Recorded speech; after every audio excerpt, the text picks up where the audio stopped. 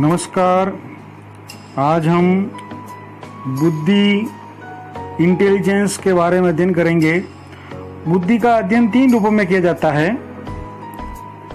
पहला कार्यात्मक रूप से, दूसरा संरचनात्मक रूप से, तीसरा क्रियात्मक रूप से।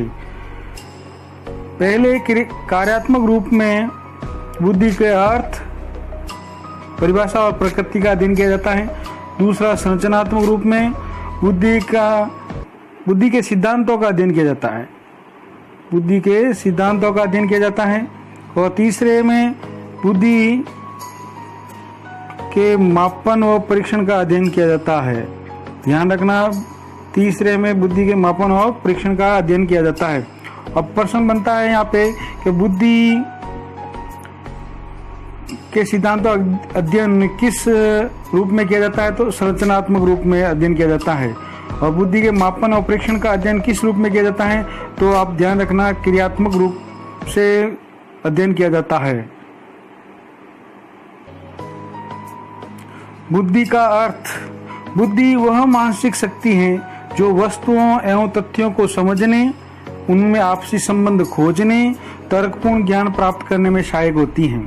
बुद्धि वो मानसिक शक्ति है जिसे सामान्य भाषा में हम कह सकते हैं बुद्धि सोचने, समझने और विचार करने की एक शक्ति है या योग्यता है, जो वस्तुओं और तथ्यों को समझने में और उनमें आपसी संबंध खोजने और तर्कपूर्ण ज्ञान प्राप्त करने में सहायक होती है।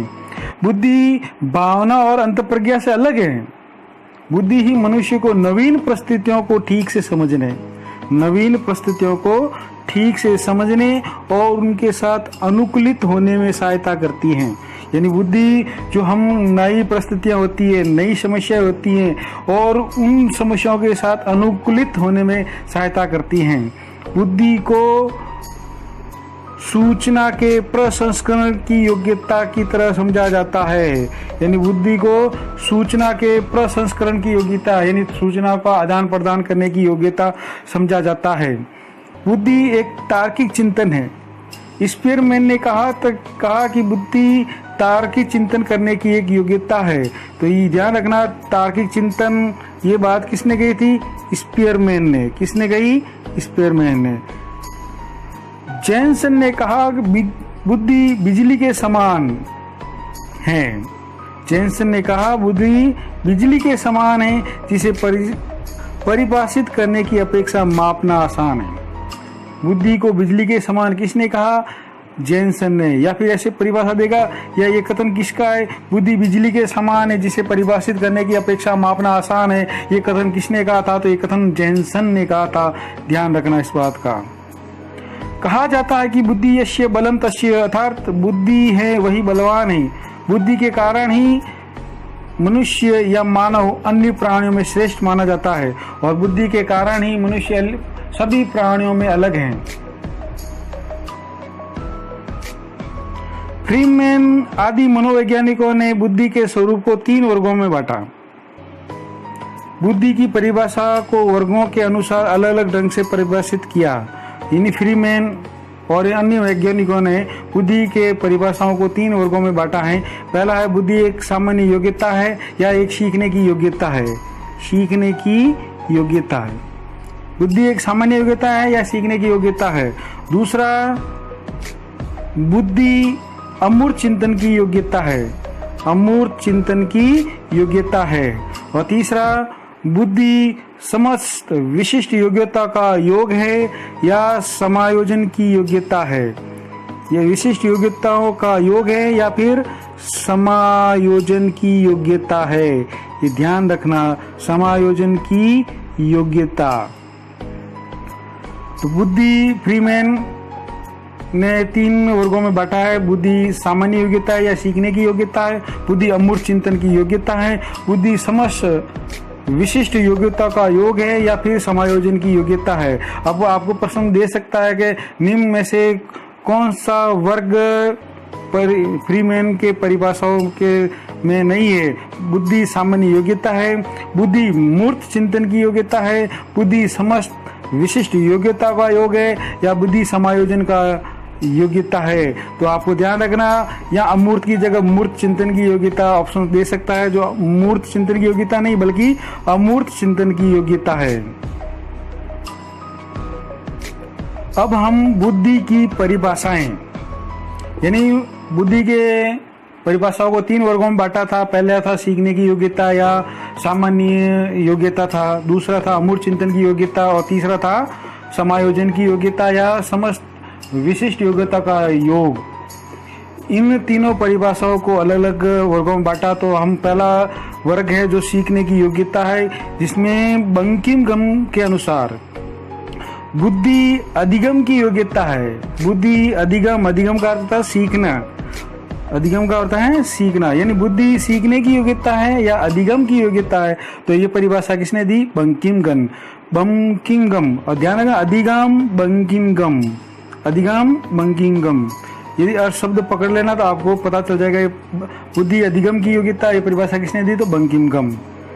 कौल सैनिक के अनुसार बुद्धि विभिन्न योग्यताओं का योग है, विभिन्न योग्यताओं का योग है, ये परिभाषा किसने दी? कौल सैनिक ने दी थी। तो आप कैसे इसको दिमाग में लॉजिक से सेट करेंगे कि फौज के अंदर अनेक सैनिक होते हैं और अनेक सैनिकों में विभिन्न अनेक प्रकार की योग्यता होती है। तो याद रखना सैनिक, तो विभिन्न योग्यताओं का योग, यानी बहुत सारे विभिन्न योग्यता के सैनिक वहाँ आते हैं और एक टुकड़ी बनाते हैं, सैनिक होते हैं। तो ये विभिन्न योग्यता का योग किस में होता है? सैनिकों में। तो यह परिभाषा किसने दी? कौल सैनिक ने। वुडवर्थ के अनुसार बुद्धि कार्य करने की एक विधि है। वुडवर्थ ने कहा था कार्य करने की एक विधि, ये परिभाषा किसने दी थी? वुडवर्थ ने।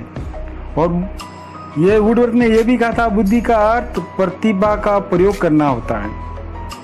अब इस परिभाषा को कैसे याद रखेंगे आप कि वुड का मतलब क्या होता है? लकड़ी, इंग्लिश में वुड में लकड़ी, और लकड़ी का कार्य करने की जो एक कार्य करने की विधि है, जो लकड़ी का कार्य करता है उससे एक विधि से कार्य करता है। और ये लकड़ी का कार्य करने वाले आदमी में एक प्रतिभा होती है, और प्रतिभा के कारण ही वो एक टैलेंट होता है जिसके कारण वो लकड़ी का कार्य करता है। तो ये ध्यान रखना, वुडवर्थ एक विधि है, यानी वुड का लकड़ी, लकड़ी का कार्य करने की एक विधि है और ये प्रतिभा है। डियरबॉर्न के अनुसार बुद्धि सीखने या अनुभव से लाभ उठाने की योग्यता है।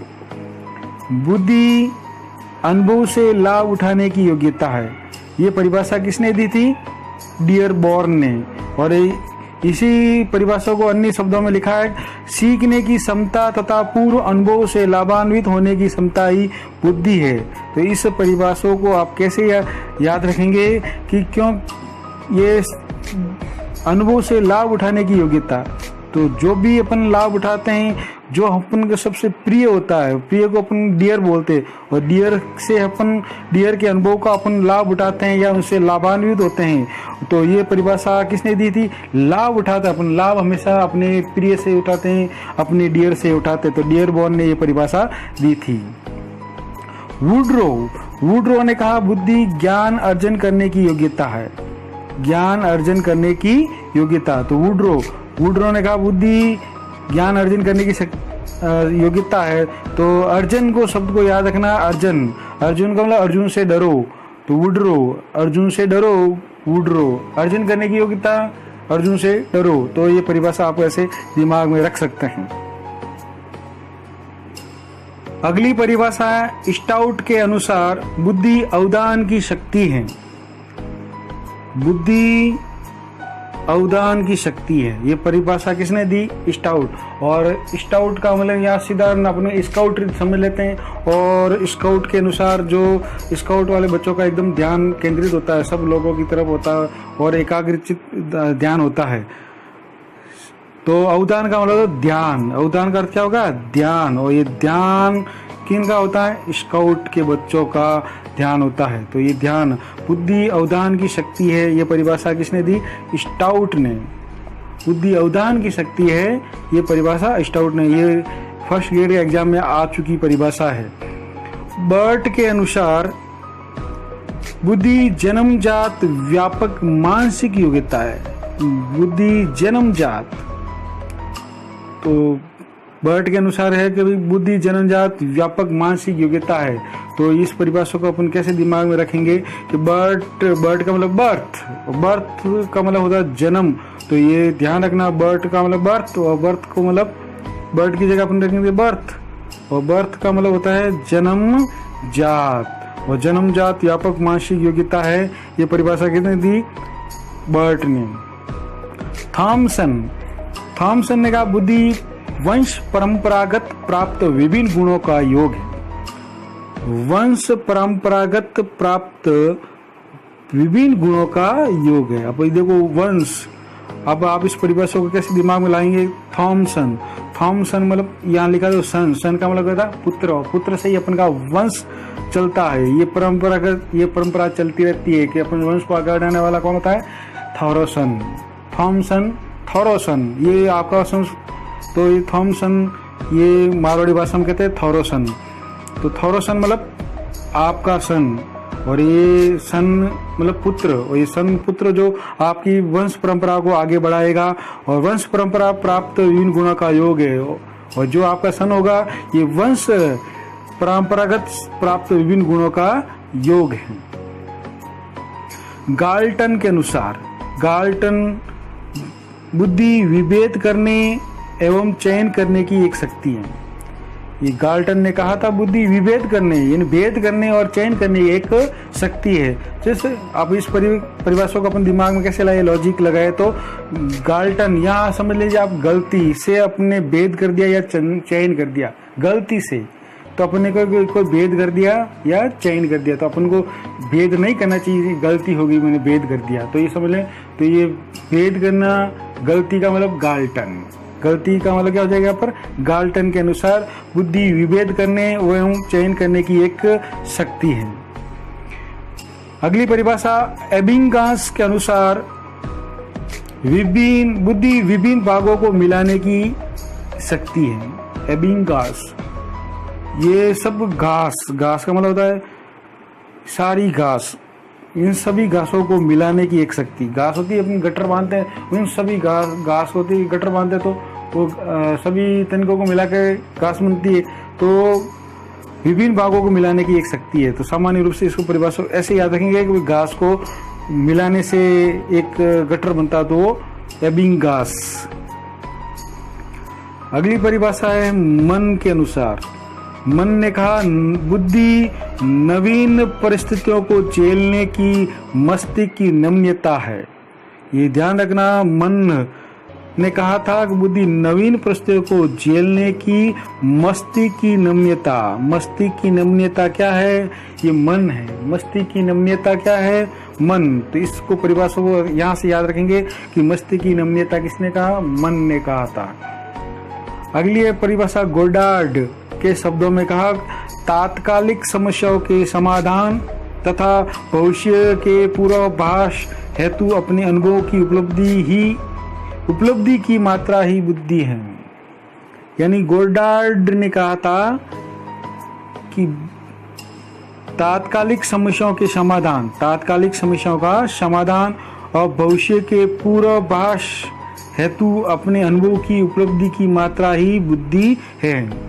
तो आप इसमें शब्द देखना, तात्कालिक समस्या के समाधान, तात्कालिक समस्या। ये जैसे अपन यहाँ पर मैं एक लॉजिक दूंगा कि आपको समझ, आजकल के लोगों की, बुजुर्गों की तात्कालिक समस्या क्या होता है? उसमें घुटनों में दर्द होता है, तो गोडों में दर्द, गोडों में दर्द होता है। तो इसी ध्यान रखना, गोडार्ड ने कहा तात्कालिक समस्याओं का समाधान है।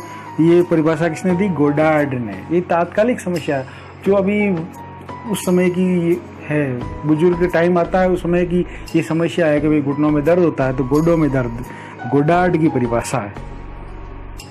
स्पीरमैन के अनुसार बुद्धि तार्किक चिंतन करने की योग्यता है। मैंने पहले ही बताया था, बुद्धि तार्किक चिंतन करने की योग्यता।